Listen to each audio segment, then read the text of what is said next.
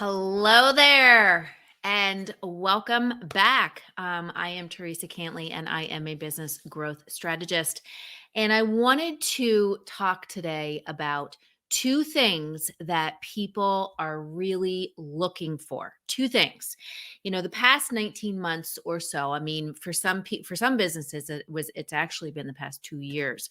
Things have been changing, things have been shifting, and then when COVID happened, when the pandemic happened, it really exposed a lot of different things that were good and not so good in different industries. And since the pandemic, there things have just shifted and changed. A lot of industries were affected. If you read the news, if you watch the news right now, they're talking about disruptions in supply chains, from plastic silverware to electronics to cars to, you name it. They're talking about increases in costs, food costs, different product costs that are out there. I heard a news report. This is no surprise, but they're talking about, what to do with Christmas gifts and when to do your Christmas shopping and how that's going to be impacted. So there's like lots of craziness going on right now. Lots of stuff. Okay. And like I said, some industries have been harder hit than others, but I think pretty much every industry across the board, I think business has just had so many disruptions. And as I said, the pandemic really, it impacted a lot of this with the market opening back up, economies opening back up, and waking up again after the slumber of, quieting down or, having to shut down because of the pandemic.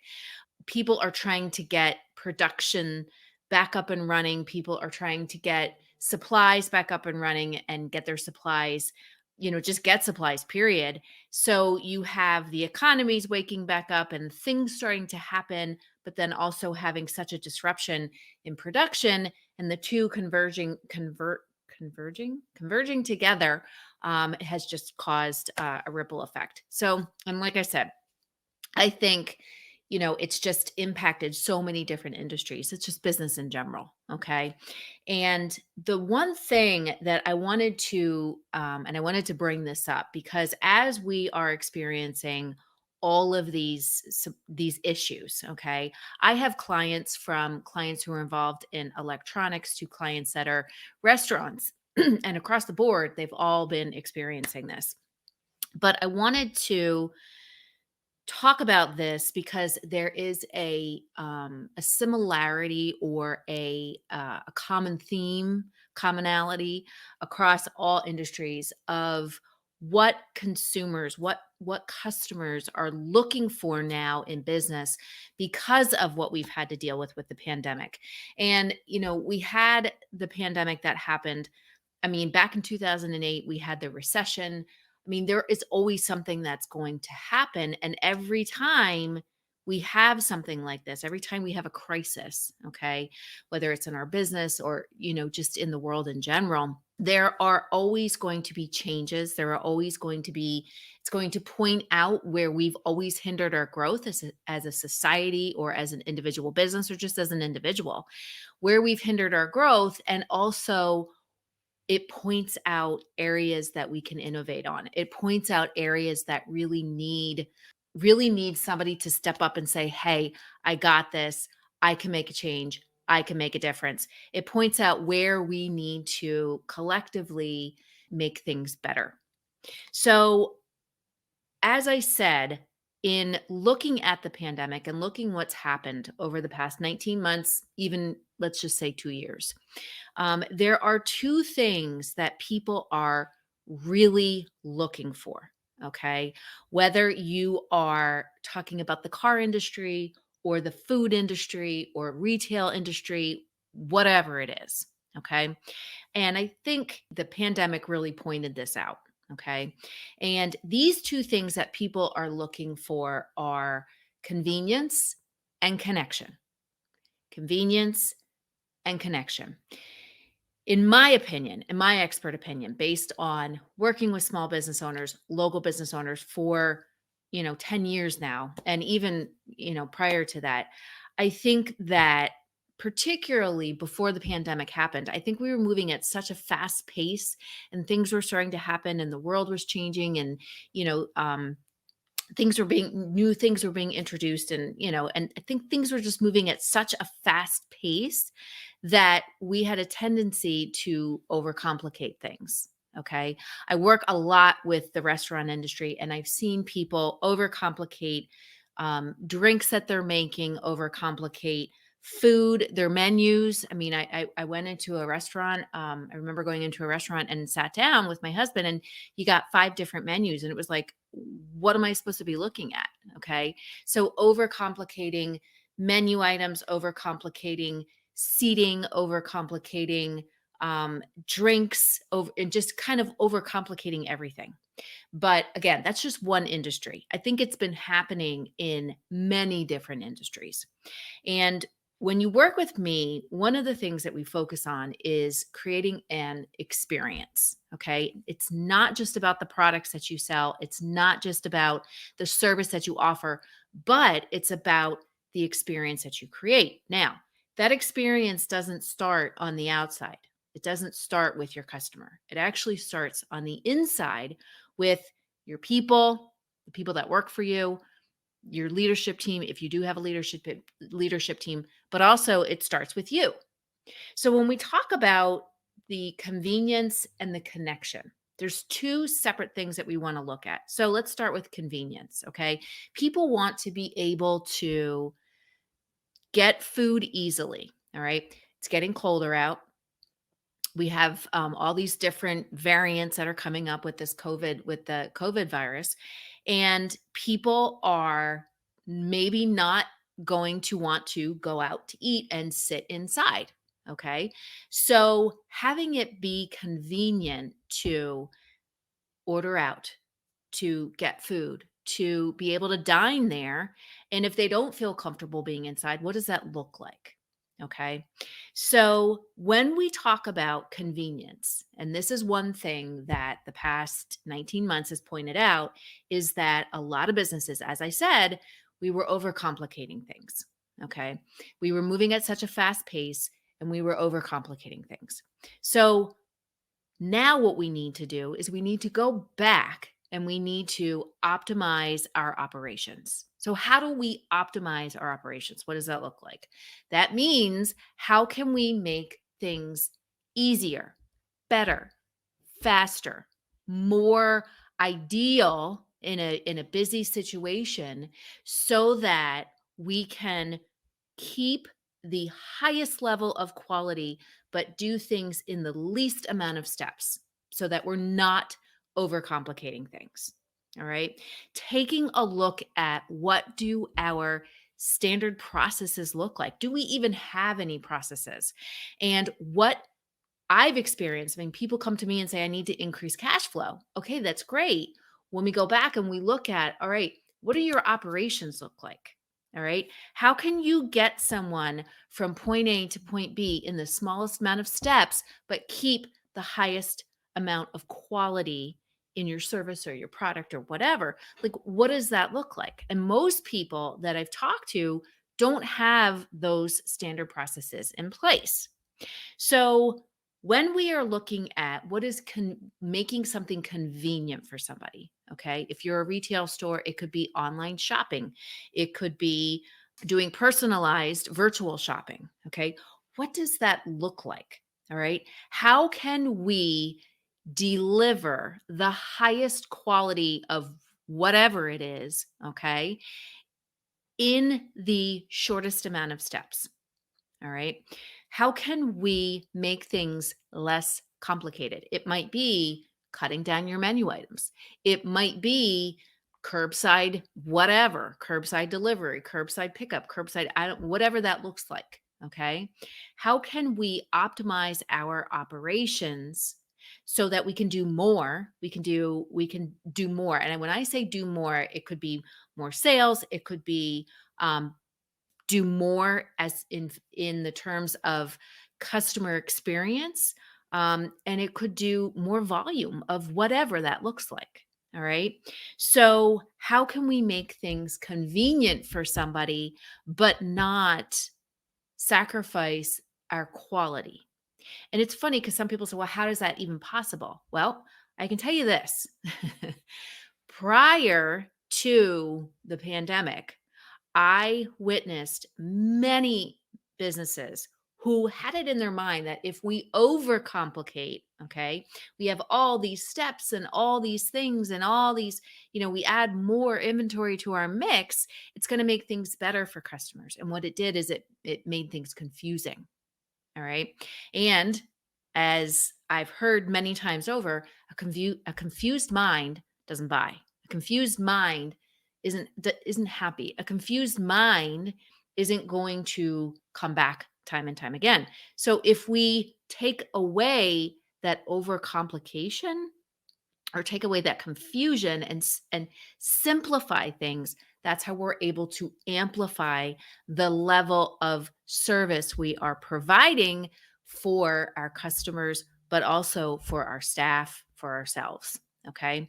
So that's the convenience side of it. So taking a look at your business and how can you optimize what you're doing? How can you uncomplicate it? All right. How can you simplify it?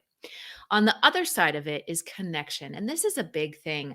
I mean, right now, everybody is craving live connection. Right now, I mean, things in the world just feel heavy. They feel stressed. I know people have been working their butts off, even if they're still working from home, they're working harder than they ever did. And just with everything that's been happening, it's very heavy. All right. And people are feeling it. All right. So people crave connection now more than ever. But it doesn't necessarily mean it has to be live connection. It could be some kind of virtual connection. All right. It could be connection in the form of a handwritten note. All right. So taking a look at this connection and taking a look at your business and saying, we have two different things. We have relational, which is building those relationships. All right. It's building that connection versus transactional, which is just looking at our business and saying, how can we sell more? How can we get more customers in the door so we can have more cash? How can we get more customers in the door so we can have more sales? There's a difference between the two. All right. So when we look at relational, when we look at how can we be more relational in our business, that's how we look at our customers and our employees and our staff and our leadership team and whatever, our vendors. And it's like, how can we build better relationships through what we do?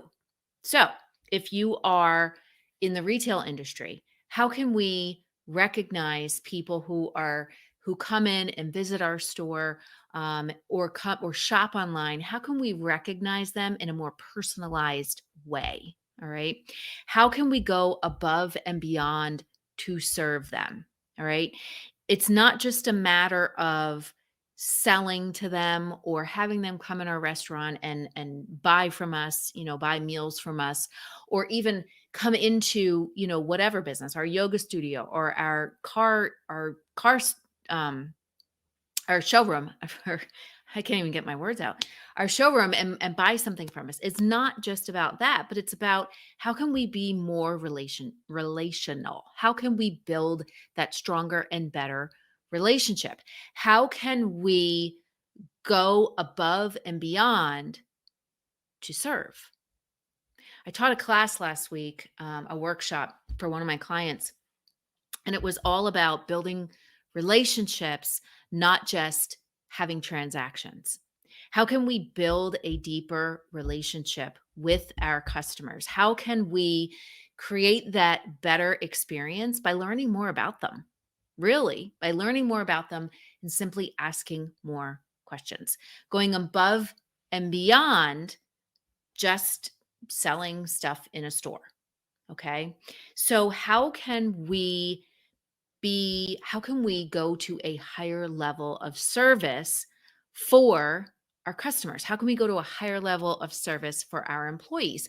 For employees, it's not just about telling them what to do, but educating them, taking time to understand what their concerns are, taking time to understand what it is that they want and focusing on, or what do they need to learn and focusing on building a better relationship with them. Okay. Transactional is just simply, again, just, you're hired to give a speech. You come to the event, you give your speech, and you sneak out the back door. All right. You collect your check and you sneak out the back door. That's transactional versus relational. So you're hired to give a speech, you come to the event, you give your speech, you stay around and answer questions, do a Q&A, or even you hang around even after the event to do additional Q&A. Okay? In a store, transactional is just customers come in, they buy their items, maybe they'll ask questions, maybe you have a small conversation with them, and then you check them out and they leave. Relational is they come in, you ask them how they're doing, you have a conversation with them, you show them different things, maybe you tell them, stories about the different products. All right.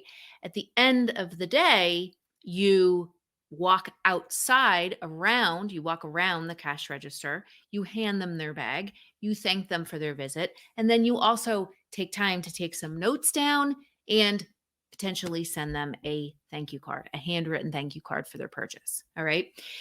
It's building that. How can you build that connection?